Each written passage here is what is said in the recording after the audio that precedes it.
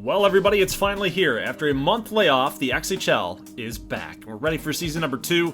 Off-season progression, regression, the draft, free agency, it's all done. Expansion team, we're good to go, guys. Let's talk about the settings real quick. We're going to match what we did last time in season 1. I like the single knockout for now for the postseason just because it adds a little bit of spice to the postseason, right? It adds a little bit of flavor to it, a little bit of risk, a little bit of uneasiness, especially if you're a fan of a certain XHL custom team. Your guys could get knocked out in the first round. We saw that last time in season number 1. But as far as some settings go, as sliders are concerned, I did tweak a little bit of things. I want the passing to be more clean. I want the CPU to take better shots, to get better looks for shots. And plus I want the goaltenders to be a little bit better too. So we'll see how all this plays out in season number 2. All right, Hartford. Very first game that we've ever seen them in action, and hey, take a look. They tied this baby up. 1-0. That is Pinkard. Percy Pinkard, one of their draft picks from this season. Plus, they got a guy by the name of Sport Bilico, but we're going to have to follow him as well and see how his career pans out for the Hartford Whalers. So still 1-1 game here, and then we've got the new player, Nicholas Dykstra, making some nice moves, some nice passes. We got another goal here for Richmond. That's Lachlan Chisholm. He was here a year ago. And that kind of reminds me to bring this up, guys. We will have a Rookie of the Year award this season. We didn't have one last year because pretty much the whole league was rookies. Now here's Caden Primo making some nice saves against Hartford's push there. And whoa, he actually gives it up, but makes up for the mistake with a beautiful, beautiful glove save. Boom, look at that. Just flashing the leather. Right there is Caden Primo. He has been solid since season 1, and he's going to be solid here again for Richmond here. Mid part of the third period, and now we're going to jump here late, about 5 minutes left to go.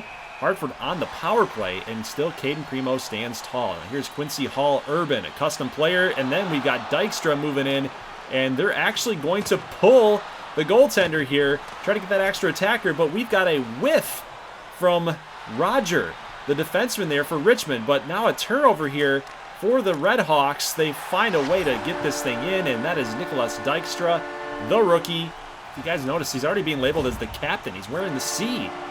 They've got a couple options there, like Derek Stepan, the veteran NHL player. They've got Quincy Hall-Urban is pretty good, Arturo Huracan, a defenseman.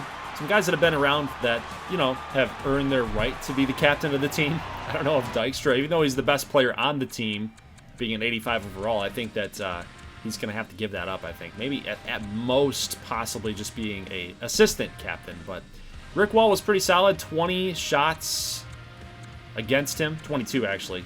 20 were saved. My bad. 20 were saved, 22 shots against him, only 2 given up. He was solid, but thus, that's the game, man. So Hartford, they didn't have any problem getting shots off like Roger was. Yeah, no, we don't have, Captain Picard, we do not have an XHL minor league system. I know that you're very frustrated by poor hockey. You don't want to watch poor hockey. I don't either. But that was pretty funny. It was a good moment right there, just the whiff, the absolute whiff. Tampa Bay doesn't have a problem whiffing on the puck by the looks of it here. Jamal Kendrickson, the goaltender for Atlanta, the rookie, was just drafted, and I think he's going to have a debut to forget. It's already 3-0 here in the second period, and they are just completely peppering Kendrickson right now. Take a look at this passing right here. Going to pass it up the middle, and there's just no chance. There's no chance. Look at Jaleel Neal, center, the captain there for the Atlanta Flames, just waving his hands up in the air like, what do we got to do, guys? He's going to take matters into his own hands. He's got the wheels active. He's going to get a goal here, but it's a little too late, I think, at this point. It is 4-1 here, start of the third period, and look at this, weaving through traffic is Alexander Washington, rookie for Tampa Bay, was just drafted, and now a 5-1 game. Take a look at the tic-tac-toe type passing there, again, to Jaleel Neal. He's now got 2 on the game, but with a 3-goal deficit with about 10 minutes left, this game is over. It's going to be a 6-3 final score. Tampa Bay will take it to Atlanta and get the dub.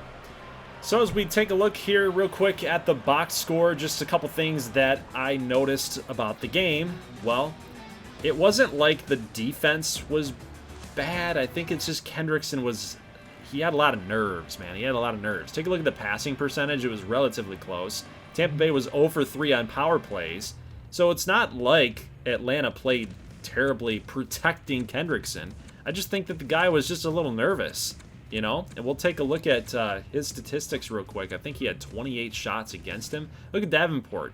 Had 22 against him. So Atlanta really didn't push, didn't apply a lot of pressure on Tampa Bay in this hockey game. But, you know, we can take a look real quick at his stats. They had 20, yeah, there you go. 28 shots against him, 23 saves.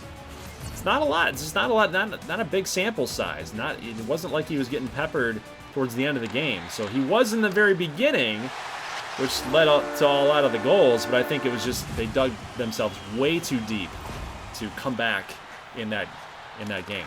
All right, let's go here to Newfoundland and Brooklyn. We've got new goaltender Neil Till in net here for the Growlers, and we can look at him. This is a rookie goaltender that was just drafted, and he is making a statement. Take a look here. Brooklyn's got a really good offense, and another beautiful save there by Till. And already here in the first period still, we've got Borhoft giving up yet again another goal. This one was kind of unlucky. It bounced off of the post and hit him in the back. Couldn't recover it. And that is Centazzo's second goal. He's got one more to get the hat trick, and he's never done it in his career. So we'll see what happens here. But Borhoft, you got to kind of clean this thing up. About 2 minutes left in the first period, and another nice save there by Borhoft. One of the goals against average leaders from last season, and a leader in wins as well. Figaro with the big hit defensively, so he's doing his part to get these little pesty Growler skaters off of Borhoft. Look at this. Like, he just keeps having to make play after play after play. Here's a slap shot. I mean, he can't do it all by himself. I said it last year so many times in gameplay. A lot of times, there is a difference, by the way. You look at the way that Brooklyn plays defensively, and then you look at the way that other teams in this league have played defensively, and there's a lot of times where Brooklyn they over-pursue, they're not in the right position, and it leads to a lot of really good open looks for opposing skaters. And look at that. Johnston with the goal. That one was really on Borhoft. There's really, you know, I mean, he's covering that side of the goalpost. There's no reason that probably should have gone in. But no shutout here for Neil Till in his opening game and his debut. Aston Reese with the goal. Moved right in on him, made a nice cut, made a nice shot. Good look.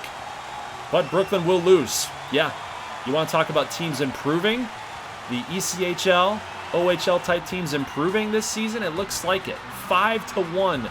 Brooklyn will lose their opening game of season number 2. Kind of crazy, kind of crazy. Maybe the goalie was the answer. Maybe some progression for these teams was the answer as well. Borhoft, 24 shots against him, only 24 saves. It wasn't a good night. It wasn't a good night. I don't know what's going on with these custom goaltenders, man, but Neil Till didn't have a problem. 35 shots against him, only 1 given up. It's crazy. All right, guys, let's get into another playoff matchup from a season ago. We just saw Newfoundland and Brooklyn. They faced off against each other in the postseason. But let's take a look at Toledo and Dakota. Now, Toledo upset Dakota primarily because Toledo's really physical, so they can match the intensity of Dakota. The problem being the Demons didn't really have a lot of offensive push other than Joe Casimir.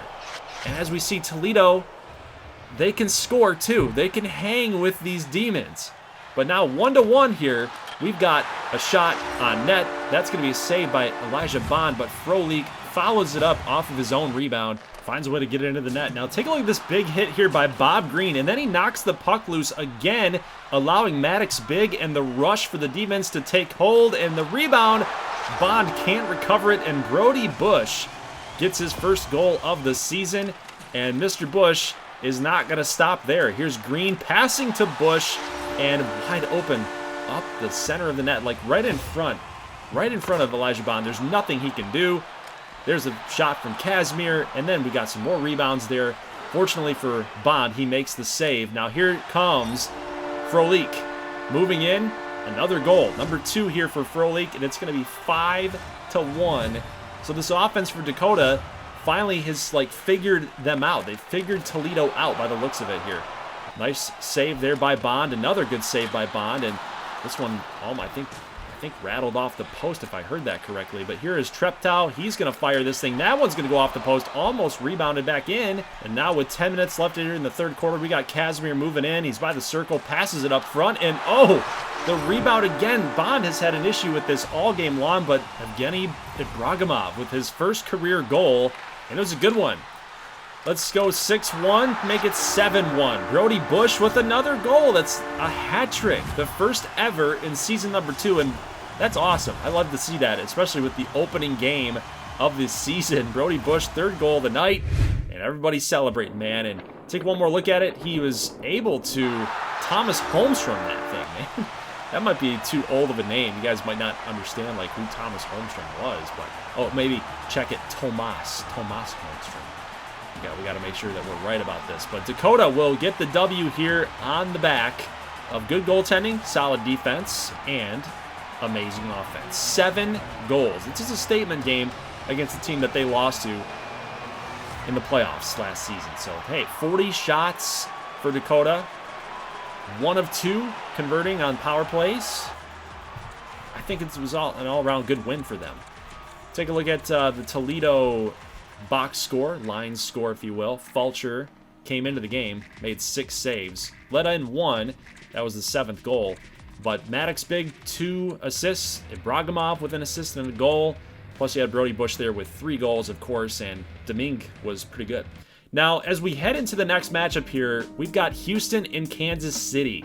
And we've got a little bit of beef happening here between these two fan bases. Now, if I'm remembering right, Houston and Dakota got into kind of a little bit of a rivalry as well. So there's something about Houston that loves to, like, push people's buttons. So Houston, Kansas City, leading us off here next week. I'll see you guys in that one. Leave a like if you like this thing. What'd you think about the XHL Season 2 opening games? And as always, thank you so much for watching, and peace.